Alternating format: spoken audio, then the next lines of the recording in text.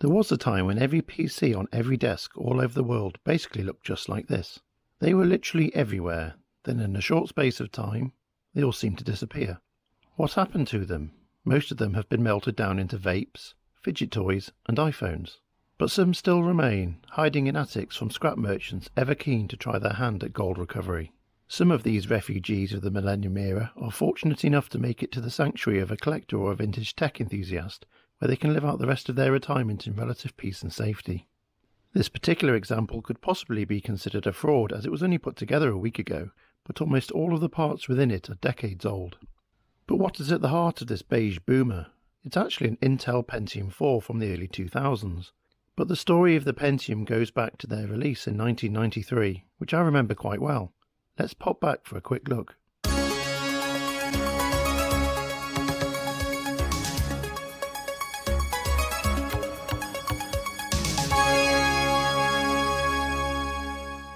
Welcome to the Computer Chronicles. I'm Stuart Chaffee, and with me today is Ken Lowe, Principal Microcomponents Analyst with DataQuest. And you specialize in this chip stuff, Ken. And first of all, show us the Intel Pentium chip. Well, this is the latest generation of x86 compatible chips off the line for Intel. It comes off the line with 3.1 million transistors in it, compared to 1.2 million in the 46 generation. Almost 3 times as many. Almost 3 times as many. It comes out with 64-bit data bus versus a 32-bit data bus, twice as many data bits. And the performance is about 2x the 46 generation.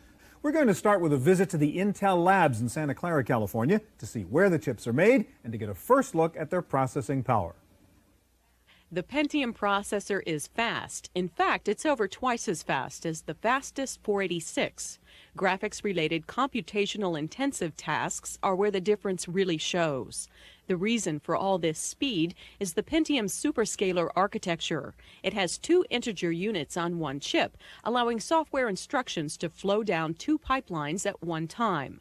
This chip-level parallel processing is combined with a branch prediction unit. That branch prediction unit allows the chip to guess ahead of time what the software is going to do.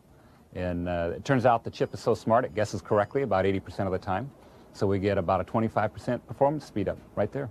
Multimedia users and application developers hungry for more power are natural market niches for the Pentium, in addition to single and multiprocessor servers. That customer base will expand as Intel continues to develop new versions of the Pentium. Intel has announced the first round of price cuts on the Pentium processor. The company says prices will be cut up to 18% in the second quarter of '94. Intel says quick adoption of the Pentium processor by more than 100 manufacturers has led to the quickest ramp up in Intel history and the ability to move into high-volume, lower-cost production. Intel predicts that Pentium machines will account for 15% of the PC market in 1994. The company also announced a 15% price cut on 486 chips.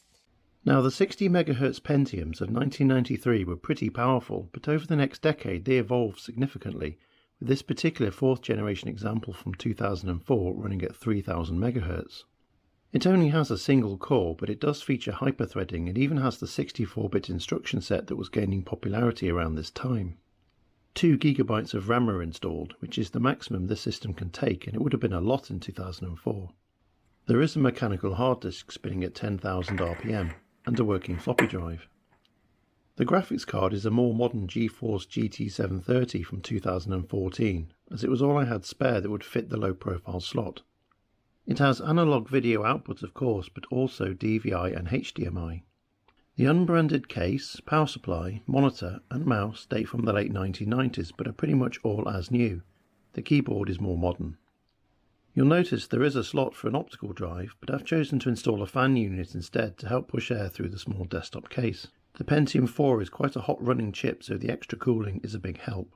So let's fire it up into Windows 10 first of all, which it will actually run. Windows 10 is a very memory-heavy operating system, so it has to page to disk a lot, slowing it down considerably. It's actually fine running simple applications like this early version of Word if there isn't anything else going on in the background, but it does start to run out of steam quickly with heavier tasks. Let's load up Roblox, for example.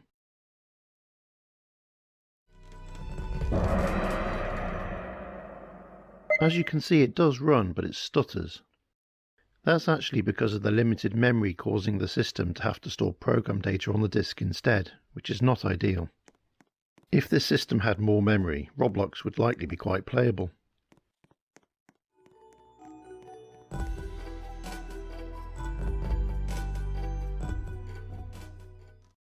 Let's switch over to Linux Mint, which is more lean on its memory requirements than Windows 10. Being Linux, there is of course a ton of free software available, so let's try this Doom-styled fan game.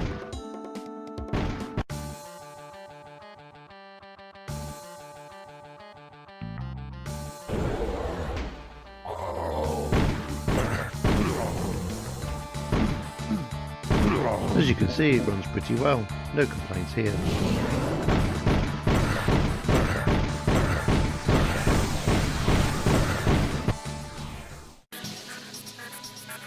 Select.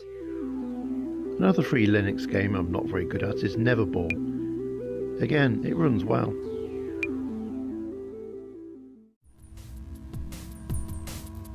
Ready, set, go. Bear in mind you are watching at just 25 frames a second. The actual frame rate was considerably higher.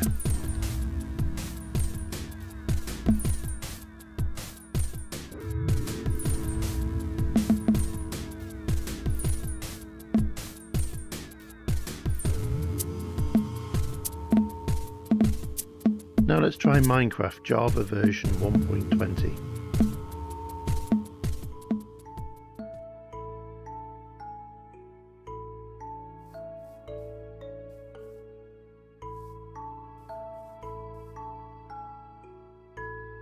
You can see it's certainly struggling with this, probably down to the limited memory more than anything else, but it does just about run.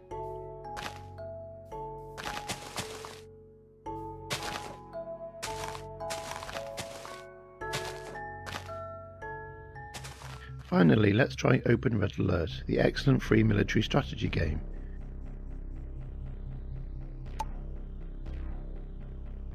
This flies along with no problems because it is less demanding on system resources and plays just the same as it would on a system 20 years newer than this one. Battle control initialized. Reporting. Affirmative. Affirmative. Building. And if games aren't your thing, yes, it's fine for web browsing and word processing and such.